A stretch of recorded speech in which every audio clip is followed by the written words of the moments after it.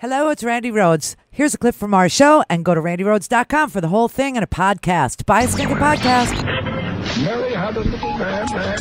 The fall. We believe that all men are created equal. To the magnificent mosaic that is America. From radio beacon to radio beacon. I have a dream today. Change has come to America. Knock, knock. Who's there? It's a figment of your imagination. Randi Rhodes Show. Turn up your mind. I come today with a very heavy heart. Last night I couldn't sleep at all because President Trump, our president, has literally betrayed the conscience of our country, the very moral fabric in which we've made progress when it comes to race relations in America. He's failed us. That was Republican strategist Gianno Caldwell this morning, speaking directly to the president's comments yesterday, which he said betrayed the conscience of this country.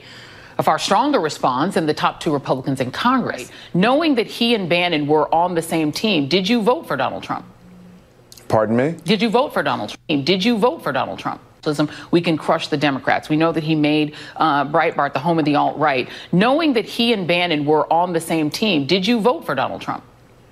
Pardon me? Did you vote for Donald Trump? What is that? Well, my vote is always private. But moving on, though, I think that comment by Steve Bannon was pretty troubling. I don't see there's instances where Democrats do bring up race, which is for no purpose at all. It's just everything is about race. Certainly that does occur.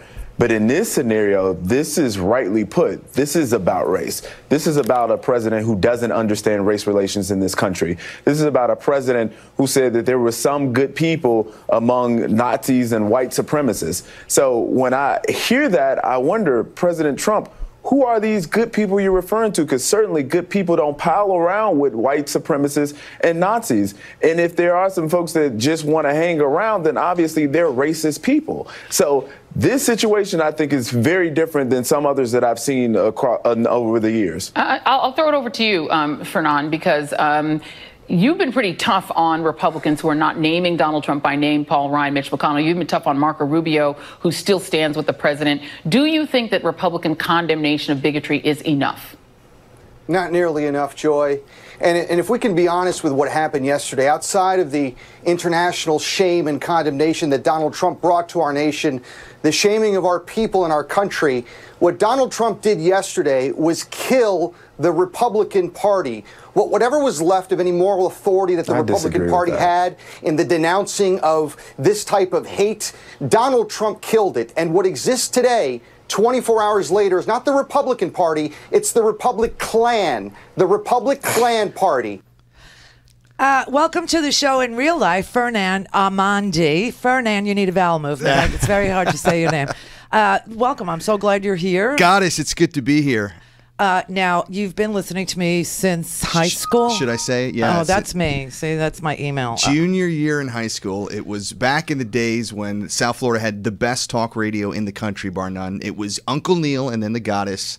And I almost flunked out of high school because of it, because my teachers would see me listening with my little transistor radio. So it's a dream come true to be here with you. Well, it's vice versa, because you're much, much cuter in person. I don't know. I'm going to have to call Joy and ask her what she's doing with the lighting. It's just not... It's not really showing off. By the way, I watched him walk across our parking lot. We're in a Commerce Park, and I watched him walk across the parking lot, and all I could hear was the Miami Vice theme song in my head. You know, it's like he's wearing the black jacket. It needs to be powder blue, and then you would be, what's his name? I mean, listen, I know that, I want you to fill in for us, okay, when we're out. And you have this, bond with my little Scotty, who I raised, from a mere, You taught him well. Mere teenager. So, and Brett. They grew up in my house, these two. And so since you're going to be in my house, I'm going to treat you the way I treated them when they were miscreant teenagers, in this way. That man last night that was on the TV was in tears. He was crying, right? He was a Republican strategist, and he was crying. Well, he was actually crying in the previous segment he had done on Fox earlier in the day. But yeah, he was actually on talking about that segment where he was crying earlier. He wasn't crying at the time.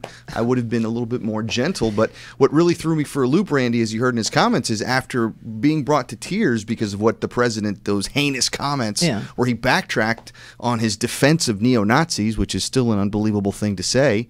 He went out and defended the president on this broadcast, on this program, in other areas, which was just galling to me. And I made the case, Randy, that, and I say this with a heavy heart, I grew up a Republican. I really did. My parents were Republican. And I always thought that even though I disagreed with some of the issues of the Republican Party, for the most part, it was an honorable party that had the interest of the country and personal freedom as its inherent core and value system. And Randy, to watch yesterday, 24 hours after the most heinous comments a president of the United States has ever said, to see not a single member of the party leave. Oh, that's a whole different story. Switch. I had to call it out for what I saw. And I think it's no longer the Republican Party. It's the Republic Klan Party, Randy. No, I understand. But here's the thing. I think that there are moments when I call them conversion moments. We had it after the whole Iraq War. You know, people would call me every day going, they got weapons of mass destruction, and I was spitting out a spleen trying to say, this is not what you want to do. We don't want to go to war in Iraq. And of course, at the end, we were right. Sure. And people divide into two different categories. People who were for the war. They will either say, they will lie like Trump did and say they were never for the war. They didn't vote for W, this kind of thing, right? And then on the other side, they will try to say, I'm still a Republican, but I think that was a mistake. Now, when you get somebody who is confessing to you, when you get somebody who is admitting that they made a bad decision, okay, that they supported something that turned out to be heinous, that turned out to be pure hell on earth, that turned out to be illegitimate, that turned out to be wrong and ugly and there's no words, you know, you have to let them have a moment. You have to sort of, you know, let them have this conversion moment. If you wanted to take a person like that and make them more amenable to your ideas, what you say to them is, you know, it took a big man to say that. It's, you know, this was a really, this was a real man moment in your life, and I thank you for that. I watched a Democratic strategist deal with the same guy, and she was, you know, loaded for bear too, because, you know, it's heinous. She was an African-American woman, and she had it, you know. But the second that he started to say, I denounce what he did, I denounce, you know, but you went after the whole ideology all at once. It's kind of like I said to Scotty today. I said, you know, Scotty, if you, his wife's name is Dom, right? And I said, if you and Dom had a fight 6 months ago and she didn't apologize, she hadn't apologized, and there was, you know, this grudge that was still going on, and then 6 months later she comes to you and she says, you know, that fight that we had, I made a bad decision. I chose the wrong side of that argument, and I just want to let you know I was wrong. Do you then jump into their face and say, well, let's rehash the whole fight, or do you just say, that was big of you, and I really appreciate that you, and then gradually you take them, you know, these are conversion moments. And I'm speaking to you as an elder. That's why I asked you how long you've been listening, because if you're going to make me feel like an old lady, then I'm going to act like one. And the truth of the matter is that I have a lot of experience working where you worked in that same environment, and then working nationally and being, you know, called every name in the book. And it's fine to get angry when somebody's just attacking you personally. But when somebody calls you and somebody is confessing to you, sure, that they've made a bad decision, or that they are, you see that they're almost ripe for conversion, you have to recruit them. I mean, I hear you, Randy, and my comments yesterday were no way focused on Giano, and I think that, like you said, I mean, it was courageous of him to speak that. It was. And to say what he said. Having said that, as a principle, unfortunately, I have found, and it'd be interesting to see what your many listeners think about this subject, but I have found that there is a lack of good faith with so many folks who currently support the president today. You made the example of Scotty's wife, Dom. I think the difference there is that Dom is a good faith person, and you know, people have arguments, people have disagreements, but when it's done in a bubble of good faith, it changes. What I see with most Trump supporters, and this is unfortunate, but there is a willingness, almost a cherry-picking deliberateness to choose arguments that they know are difficult for you to get into defending and making the case for and arguing those points. Well, like I said, when somebody, says that their argument with you is, well, I'm going to pick an embarrassing moment from your life, or I'm going to pick an embarrassing thing that your party did, and well, what if Hillary did it? These kinds of stupid arguments, then fine, blow them out of the water. But when somebody is confessing to you that they made a wrong decision, or they made a mistake, or that this doesn't stand with it, and they have to, call out the person that they were so loyal to, they campaigned for, they did work for, they were involved in what he was saying. They believed that maybe the whole system was corrupt and that this was the only chance they had. If they then turn around to you and say, I was wrong, this man is unfit, this man is what he said was virulent, was vile, was ugly, was unacceptable, he's a fool, you're right, he was a Democrat. You got to give him space to breathe before you take on the whole party. I don't disagree with you, but I thought it was an important moment, Randy, because, look, let's also be honest. The mainstream media, I think, is getting a little bit better, but right now they have allowed this clear and present danger threat of this Trump presidency, which so many of us saw coming months and even years ago, absolutely, to manifest. I don't think it's time for silence. I don't think it's time for diluting the impact of your words. I think we need to speak with great strength and with great clarity. And I think much more important than converting, in that case, Giano last night, was to send a message to the United States of America that a historic, honorable party in America, which was the Republican Party, is no longer. That party is dead. It's been killed by the president. See, it's now the Republican Party that offers comfort to white supremacist Nazis. They have always been that. I don't believe that. No, they have always been that. Richard Nixon was a devout racist anti-Semite. I mean, the Republican Party. Yes, but Gerald Ford was not. George H.W. Bush was not. Never was elected. So George H.W. Bush was not. I don't believe George W. Bush was a racist, and I don't disagree with you that maybe there were some noble characters, Dwight Eisenhower, and even going back to Lincoln, the founder, one of the forefathers of that party. Well, that Republican Party is not the Republican Party. I mean, the parties flipped and after the Civil Rights Movement, and the Southern Democrats became Republicans, and that is the current Republican Party. But that said, all I'm saying to you is that if a person comes to you with their heart in their hand and they're saying, this man did something that was so disgusting, he is unfit to serve, what he said, don't. But he wasn't saying that last night. Well, he was simply saying that those comments in particular hurt and offended him, but that he still supported his presidency.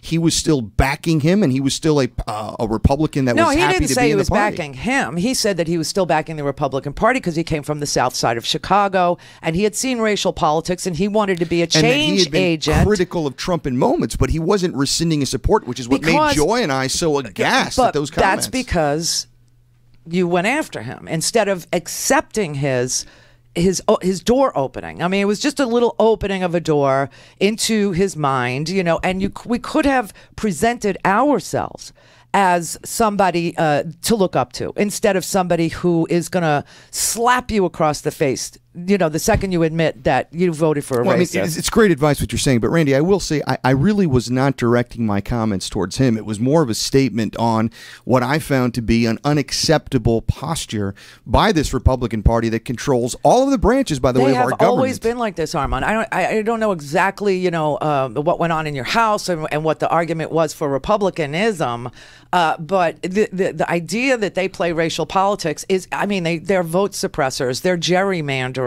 They play the race card every chance they get. Yeah, that's certainly the modern Republican Party of the 21st century. When he ran for president, he started his entire run in Philadelphia, Mississippi, the site of one of the most heinous put downs of the civil rights movement, and started talking about states' rights.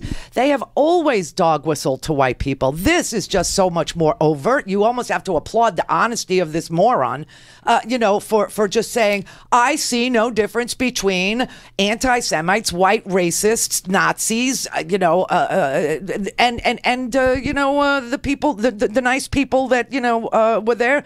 I can tell who was I know of no one that would have walked into that melee of people with torches and said, oh, look, there's people with torches wearing Nazi regalia and flying Nazi flag. I think I ought to hang out with them. That wasn't a racist, so I don't know. Randy, far be it from me to defend the modern Republican Party, but I will say this. There was at least a fig leaf of an idea of a moral authority. And I point back to even George W. Bush, certainly not my favorite president, certainly one of the most horrific presidents this country's ever seen. But even in the aftermath of 9/11, when there was a sentiment amongst white supremacists and others to go after the Muslim community, he issued a very strong denunciation of those feelings in defense of the community. That doesn't exist anymore, period. There is zero faith or good conscience in the Republican Party. I understand that he wanted to keep law and order in this country, and so he tried to not start a civil war, that it was in his best interest to do so because we were dealing with the aftermath of 3,000 dead people, and, standing on a pile of rubble it was just, a shocking event, and he thought the whole country could look like this if I don't say the right thing. But this is a man who privatized prisons. That is the new Jim Crow. So let's not go so far as to say that Republicans like W weren't racist. And listen, they have had racist policies for a very, very long time. This is really nothing new. What's new is he's so overt about it, and what's new is they've taken their hoods off. They're emboldened by his brand of overt racism to the point where they don't think they need to hide their faces. Well, good for us, because now we can take pictures of them and we can put it on Yes, You're Racist, and their employers can recognize that this guy's working for me. I don't want that in my place. So that's good. I mean, there's always, a little something to get. When they take their masks off. Okay, there's something to be had there. But all I'm saying is to not realize that the Republican Party has militarized police every chance they get, produced income inequality, the likes of this, that we've never seen in this country, and it was all directed at the moneyed elite, the white supreme ones, the whatever, that they have fostered all kinds of dog whistles and incarceration, mass incarceration, and different penalties for what the drugs that white people use versus the crack cocaine that black people use, different, sentencing disparities and all that. To deny that party is a racist party and has played this game for as long as I'm alive is to deny that the Republican Party is who they are. It's a ridiculous notion that they're better on civil rights than the Democratic Party. No, I don't think that's a fair case to be made at all. And I think you're right. The party that we see today is a radicalized, racist Republican Party. But I guess I'm going to be stubborn on this one. I just don't feel like the Republican Party that I remember as a boy and even growing up. I thought George H.W. Bush, although there were many elements where they played ugly cards, and Willie Horton is Exhibit A during that '88 campaign. That's his father, yeah. They used a black ex-con who was a horrible person, by the way, Willie Horton, when I'm making note of, but they basically turned him into a boogeyman to scare people all around the country. But that is what they do. But he was an honorable man, and I'll tell you what, I've spoken, Brandy, with many people in the White House, many people that were former staff of H.W. Bush, and they said that he personally treated them better than anybody else. I know they're very comfortable around the Hispanic community, which I'm a part. So he's very comfortable around other elites. Listen, Richard Painter is a regular guest on this show. He was ask him about that.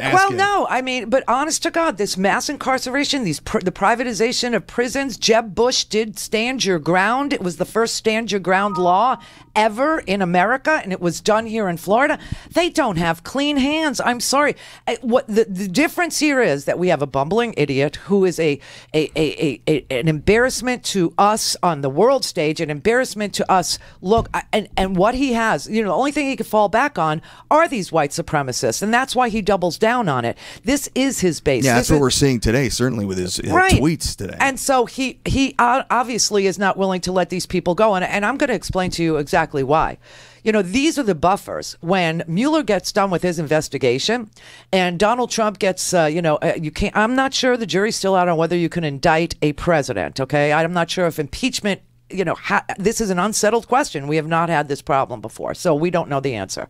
But when Mueller is done and Jared Kushner realizes this is the asshole I'm going to jail for, an anti-Semite, right? And everybody starts talking, and Trump finally gets implicated, that base of his is going to be all he has left. And they are violent, and they are extremists, and they are like cult-like with regard to him.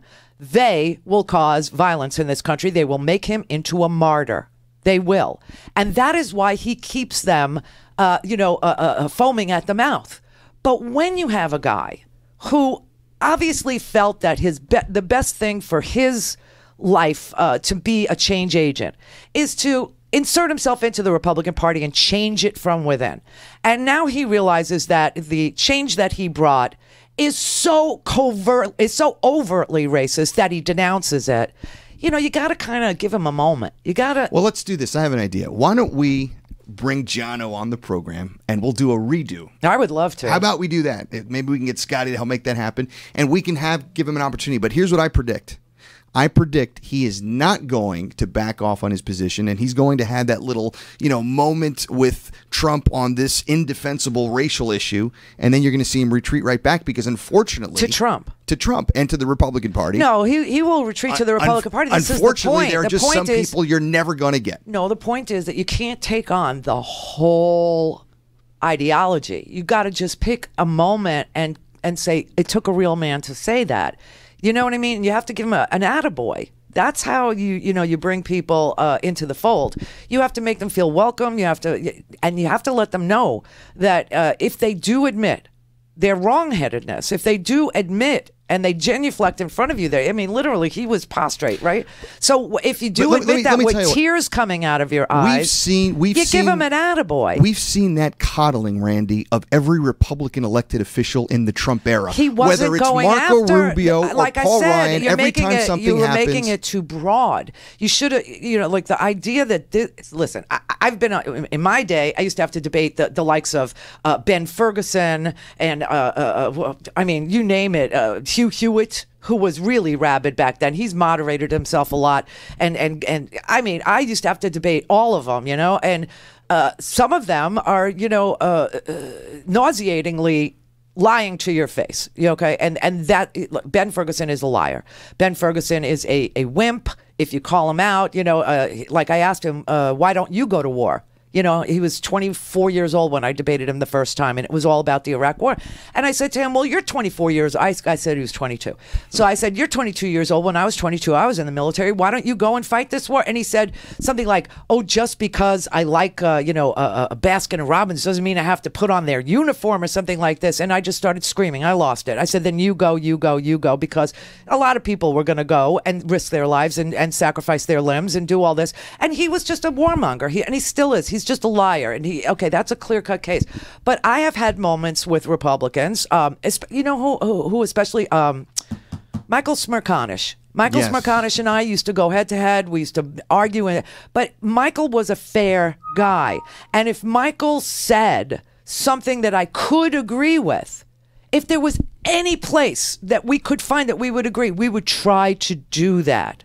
We would try and do that. And now I got to say, I appreciate the kind of show he does because he tries to do it right down the middle. Listen, I mean, so that's how you bring people over. Even Scotty will tell you this, when I was on WIOD, any Republican that we thought in good faith was breaking with what was this indefensible president and administration, whether it was a Rick Wilson, a Dave Jolly, we would not only welcome them with open arms and give them that space, we would continue to give them a voice, because I think there's nothing more important, Randy, than to have people of the former Republican Party come out and denounce his president. What I'm just not in a position to do, because I don't believe that it's doable, unfortunately, in most cases, there's always exceptions, is to give a voice to bad faith actors here who are going to defend What did he have to gain by crying on the TV last night? I mean, what did he have to gain by saying that Trump has violated the conscience? But again, my thing is not about Giano. I give Giano credit, and I think you're right. He should be commended for showing emotion over something that obviously bothered him. But see, I'll say that. I mean, I've just talked to Rick Wilson the other day. You know, we had a really legitimate conversation. I called him out on things that,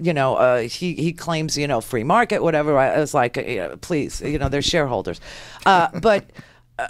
But Rick was a never Trumper. That is a different case than getting a guy who supported him and everything that he hoped and everything he invested in this guy. It's like talking to the Bernie bros. Listen, I was a Bernie supporter, but once Bernie wasn't viable and it became Hillary Clinton, and I am no fan of hers, none. I mean, this woman literally disowned me in public, caused me to lose my job. I mean, people know the story. Rick Wilson knew the story.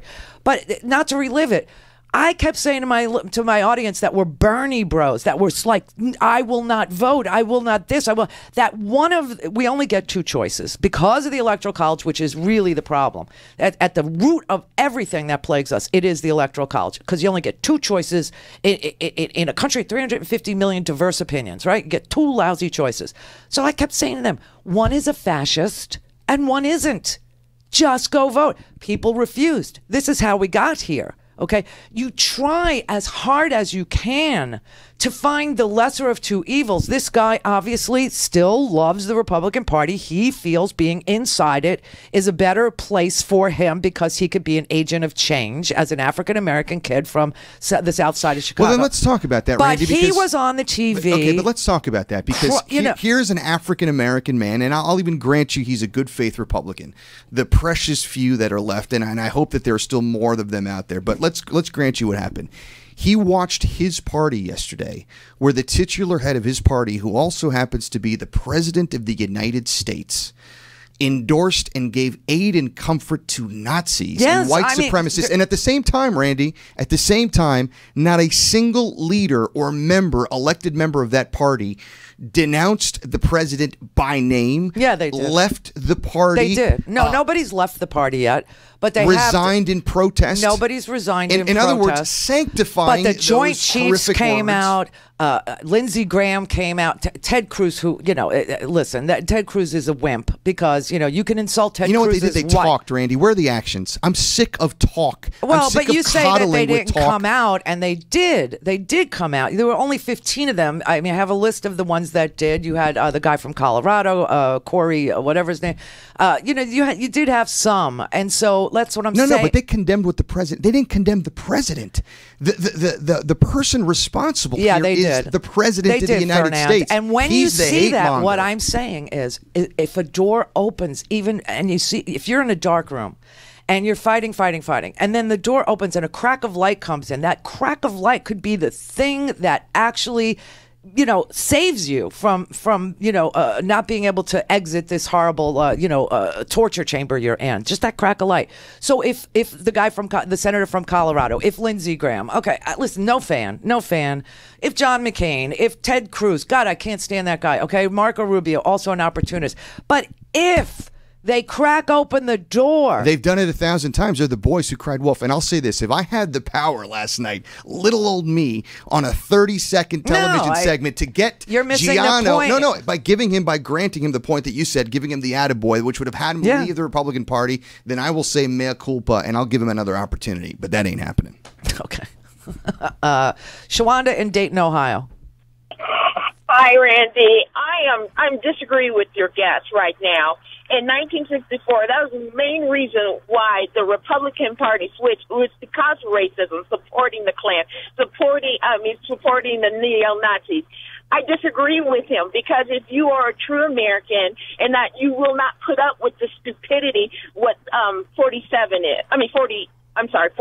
is doing right now, because I refuse to say. No, he's on your side there. We're arguing Donald Trump that exists. Yeah, no, we're arguing. But you said the Republican Party is not. Earlier you stated the Republican Party is not racist. If you voted for Trump, he said it many times. Ma'am. What I said was, I said that the Republican Party today, I call them the Republican Party. It is an entirely racist party. What I said was, historically, that was not the case. Yeah, but it was. I mean, Randy and I just disagree on this one a little bit. I don't think the Republican Party was 100% racist. Even the party of 64 and even the party of Goldwater. Well, we disagree on that one. Really, Wallace? You don't think that? I mean, Wallace was like, segregation now.